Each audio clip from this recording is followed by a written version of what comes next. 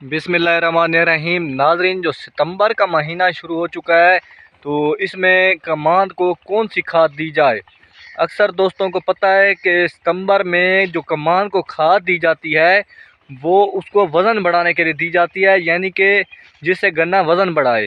तो जिस गन्ने के खेत के अंदर मैं खड़ा हूँ आपके सामने, इसमें इतनी ज़्यादा खाद नहीं डाली गई, तो इसके जो पत्ते हैं देखें पीले पीले हैं, ज़्यादा सब्ज़ नहीं हैं।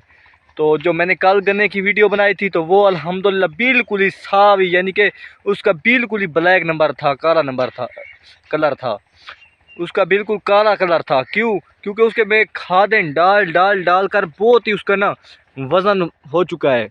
तो इसका इतना ज़्यादा वज़न नहीं है, उसके लिए आप कौन सी खाद डालें सितंबर के महीने में।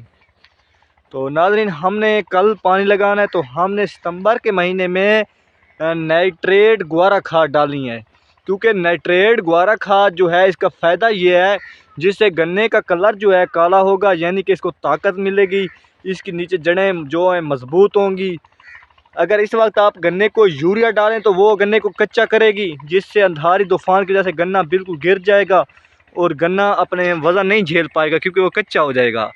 तो आप सितंबर के महीने में आप जो है इसमें नाइट्रेट जो ग्वारा खाद है वो थोड़ा सा रेट भी उसका कम है नाइट्रोफास से, तो आप नाइट्रेट ग्वारा खाद डालें। तो मिलते हैं अगली वीडियो में, तब तक दीजिए इजाज़त। फ़ी अमान अल्लाह।